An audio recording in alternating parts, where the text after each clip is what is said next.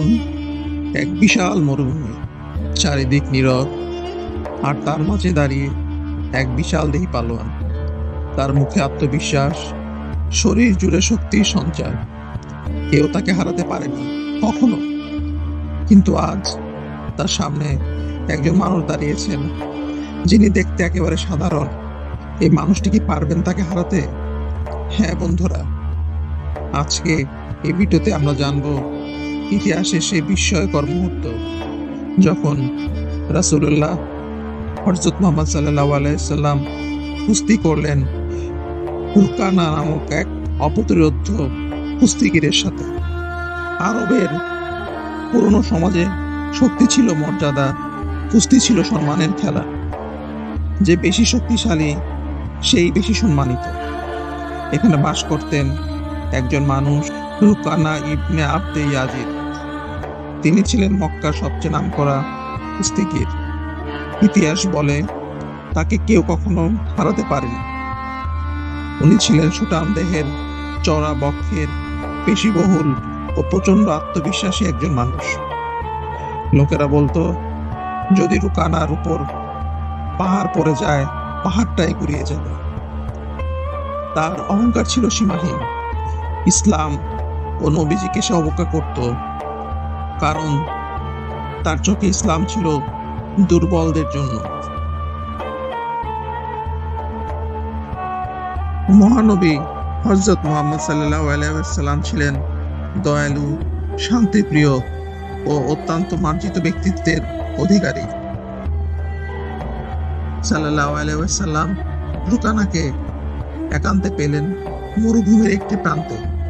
তিনি তাকে বললেন, হে রুকানা, তুমি কি বিশ্বাস করবে আমি আল্লাহর রাসূল? যদি আমি তোমাকে কুস্তিতে পরাজিত করতে পারি? রুকানা হেসে উঠল, তাচ্ছিল্য করে বলল, তুমি আমাকে হারাবে? আমি তো আরবের চ্যাম্পিয়ন। ঠিক আছে, এসো এসো দেখি। এভাবেই শুরু হলো এক ঐতিহাসিক কুস্তির প্রস্তুতি, যেখানে দাঁড়িয়েছিল সত্য বনাম অহংকার। দুইজন ময়দানে দাঁড়িয়ে গেলেন। রুকানা হাসছে, তার মুখে ভরসা নিজের উপর। অন্যদিকে রাসূলুল্লাহ সাল্লাল্লাহু আলাইহি সাল্লাম শান্ত, দৃঢ়, নির্ভীক। রুকানা ঝাঁপিয়ে পড়লেন। মুহূর্তেই রাসূলুল্লাহ সাল্লাল্লাহু আলাইহি সাল্লাম তাকে ফেলে দিলেন মাটিতে। রুকানা বিস্মিত। তিনি তো ভাবতেই পারেননি এমন কিছু হতে পারে। তিনি উঠে দাঁড়ালেন, বললেন, আবার লড়ি। দ্বিতীয়বার আবার রাসূলুল্লাহ সাল্লাল্লাহু আলাইহি সাল্লাম তাকে ফেলে দিলেন। তৃতীয়বার একই ফল হলো। একবার নয়, তিনবার হেরে গেলেন আরবের শ্রেষ্ঠ কুস্তিগীর। রুকানা একবার চুপচাপ, তার মুখে কোনো হাসি নেই, নেই অহংকার। সে বুঝতে পারে এ ব্যক্তি সাধারণ কেউ নয়। তিনি বললেন, আপনি যদি সত্যি আল্লাহর রাসূল না হতেন, এটা সম্ভব হতো না। কিন্তু সেই মুহূর্তে ইসলাম গ্রহণ করেননি কেন?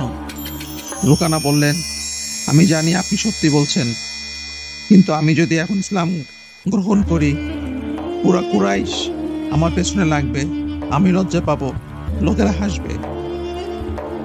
সত্য চিনেও লোকেরা দুনিয়ার লজ্জার ভয় করে। এটাই মানব প্রকৃতির দুর্বলতা। রুকানার হৃদয়ে কুস্তিতে হারে সে ঘটনা গভীরভাবে দাগ কেটেছিল। তিনি প্রকাশ্যে কিছু না বললেও ভেতরে তিনি বুঝে গিয়েছিলেন, এই মানুষটি সাধারণ কেউ নয়। এত শক্তিশালী এক পালোয়ান, যিনি জীবনভর কাউকে হারাননি। তিনি তিনবার হেরে গিয়েছেন এক নবীর কাছে। এটা কোনো সাধারণ বিষয় ছিল না। তবে সেদিন তিনি ইসলাম গ্রহণ করেননি কেন? কারণ তখন মক্কায় ইসলাম গ্রহণ করা মানে ছিল সমাজের চোখে হেয় হওয়া, ব্যবসা হারানো, পরিবার থেকে বিচ্ছিন্ন হয়ে যাওয়া। তার মতো এক মাচো পুরুষ, একজন সামাজিক চ্যাম্পিয়ন, কিভাবে স্বীকার করবেন যে তিনি এক নবীর কাছে হেরে গেছেন? কিন্তু সময় বদলায়, সমাজ বদলায়, আর সবচেয়ে গুরুত্বপূর্ণ, মানুষের হৃদয় বদলায়। মক্কার সেই গৌরবময় দিনে যখন নবীজি সাল্লাল্লাহু আলাইহি সাল্লাম বিজয়ের সাথে বিনয়ের নজির স্থাপন করলেন, যখন তিনি শত্রুদের ক্ষমা করে দিলেন, সেই দিন অনেকে ইসলাম গ্রহণ করলো। তার মধ্যে একজন ছিলেন রুকানা। তিনি সামনে এসে স্বীকার করলেন, আজ আমি বুঝতে পেরেছি আপনি আল্লাহর রাসূল। আমি বহু আগেই বুঝেছিলাম, কিন্তু সমাজের ভয় আমাকে আটকে রেখেছিল। তিনি পরবর্তীতে সাহাবা কেরামের অন্তর্ভুক্ত হন। এক সময়ের অহংকারী কুস্তিগীর হয়ে ওঠেন নরম মনের, নম্র, সত্যবাদী একজন মুসলিম। এটাই হেদায়েতের সৌন্দর্য, যাকে মানুষ পরিবর্তনহীনভাবে আল্লাহ তার হৃদয় বদলে দিতে পারেন চোখের পলকে। আর হযরত মুহাম্মদ সাল্লাল্লাহু আলাইহি ওয়াসাল্লাম এর চরিত্র ছিল সেই পরিবর্তনের সবচেয়ে বড় কারণ। এই গল্প আমাদের কি শেখায়? সত্যের শক্তি কখনো দেহের শক্তির উপর নির্ভর করে না।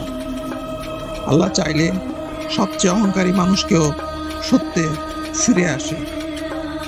আল্লাহ রাসূল কখনো অপমান করেননি, বরং নরম ব্যবহারে জয় করেছেন হৃদয়। ইসলামের অহংকারের স্থান নেই। শক্তির আসল পরিচয় হলো বিনয়। মানুষের সামনে সবচেয়ে বড় বাধা হচ্ছে লজ্জা ও সামাজিক চাপে সত্য থেকে দূরে থাকা। প্রিয় ভাই ও বোনেরা, এই কাহিনী শুধু ইতিহাসের নয়, এটা আমাদের জীবনের আয়না।